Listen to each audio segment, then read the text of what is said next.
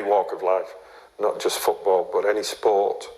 You see, the access to the children at sport level is very easy, and it's a perfect ground for them to pray. Do you fear this could be as big as Jimmy Savile, but in a sporting context? Yes, I do, yeah.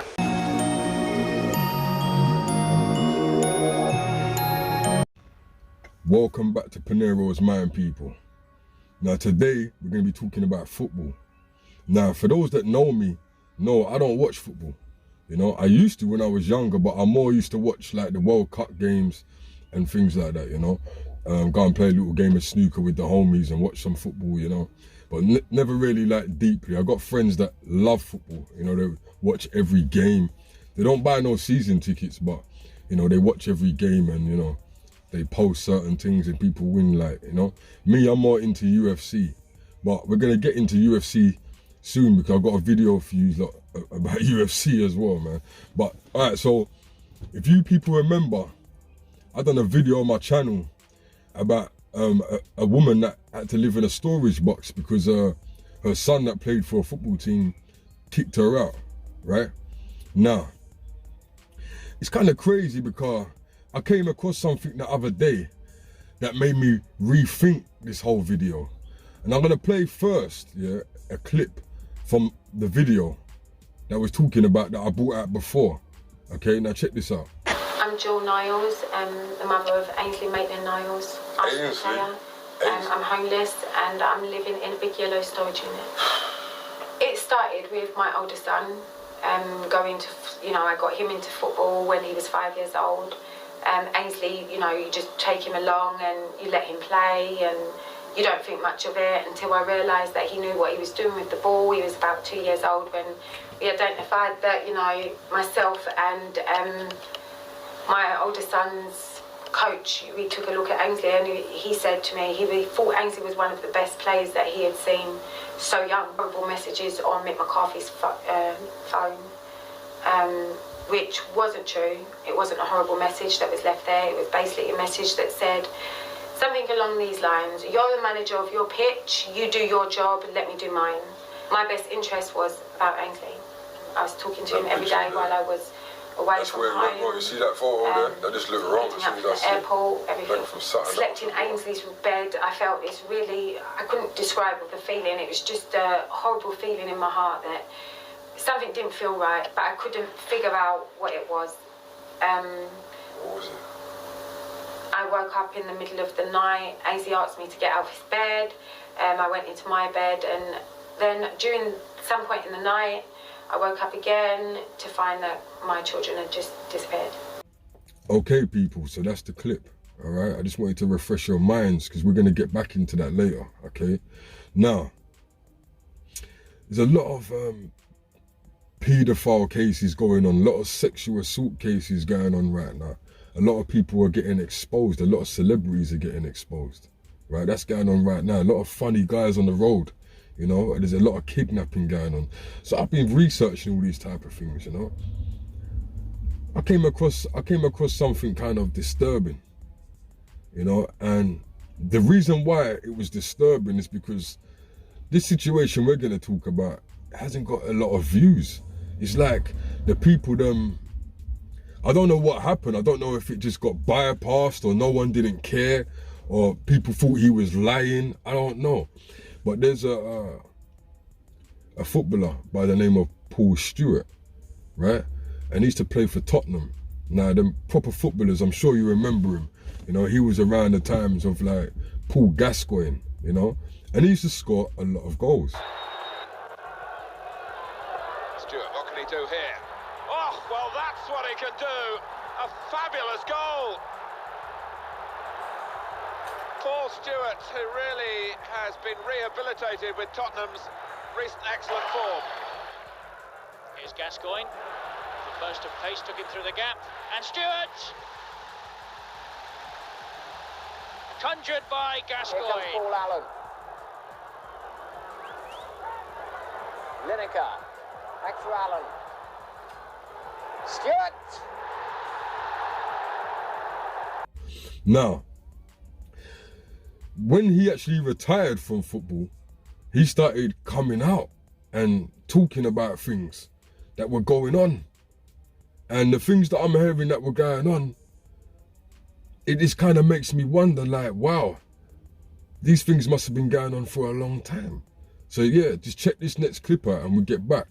If you don't know, can I just ask you again, just tell us what happened back then? Well, I played for a Sunday league team, and the manager who used to pick us up in his car because my parents didn't have a car, so, you know, to get to games he would pick us up. He would ask if anyone wanted to steer the steering wheel in them days. He would sit across the gear stick and he would then start touching you. And I guess depending on your reaction was,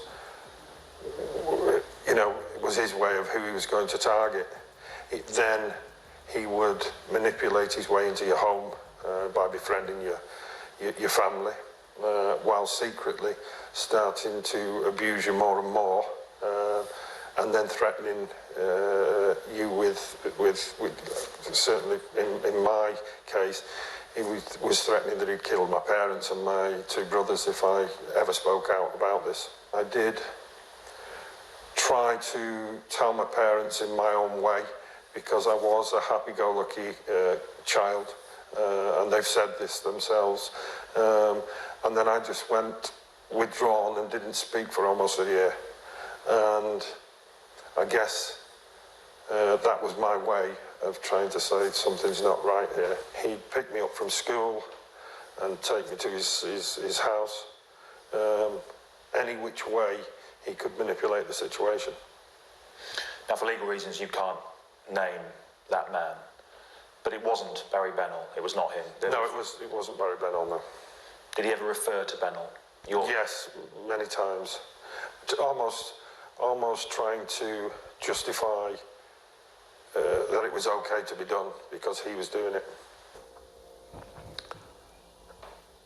But I felt that I needed to do this so that other people will come out, and with the hope that it maybe stop anyone that may be thinking of doing it again, in any walk of life, not just football, but any sport. You see, the access to the children at sport level is very easy, and it's a perfect ground for them to prey. Do you fear this could be as big as Jimmy Savile, but in a sporting context? Yes, I do, yeah. Do you fear this could be as big as Jimmy Savile, but in a sporting context? Yes, I do, yeah, for sure. I would almost guarantee it, as long as the victims are willing to come forward, really. That's probably the key thing with this.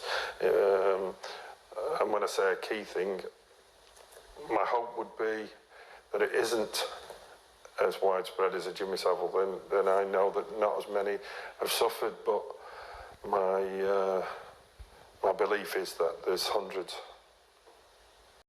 Now, people, I really feel it for him, you know.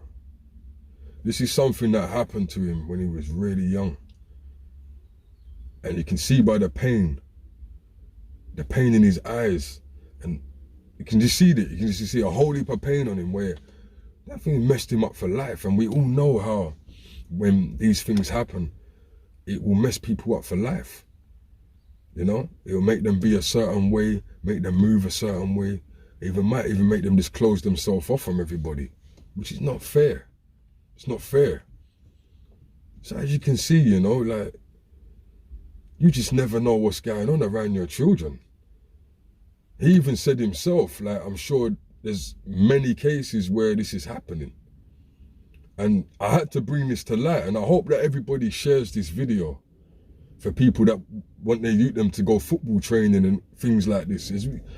Remember correctly, like, in the video with the lady who was talking about living in a storage box, she was talking about, you know, to us, we watch it and be like, okay, yeah, there's more to the story and whatnot and rah, rah, rah.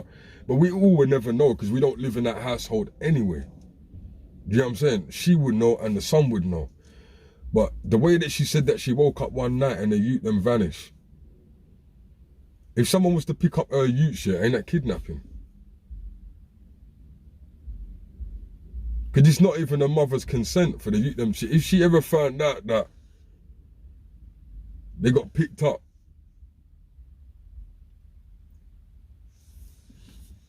listen to what the footballer said. The footballer was talking about, they told him that they would kill him and kill his parents and then. And my man ended up playing for Tottenham. So these are the guys. These are like the top guys in the system. You understand what I'm saying? That are scouting these youths. Hey, listen, nothing shouldn't shock you no more in this world, you know. Yeah?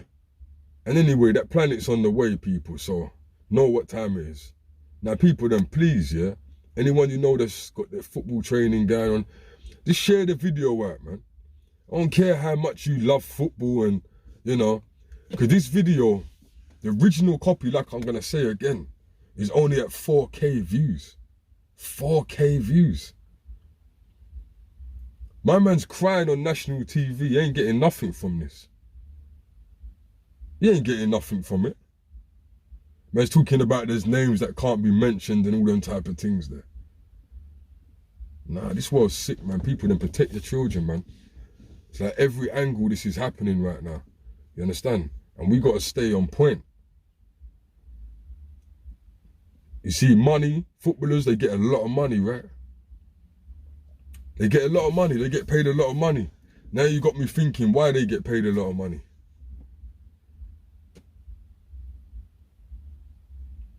Now, this ain't a bash at football, because like I said earlier on, I don't watch football. No, it's not a bash at football. I love playing football. But it seems to me that there's a dark side for everything, man. Anything that's got anything to do with celebrity life or making big loads of money, there's a dark side to it, man. And that ain't fair. Because people love doing these things, man. From the boxing to the football, the tennis, sport's fun. We all had sports day at school. Anyway, people, share this video, like, share, subscribe. Peace.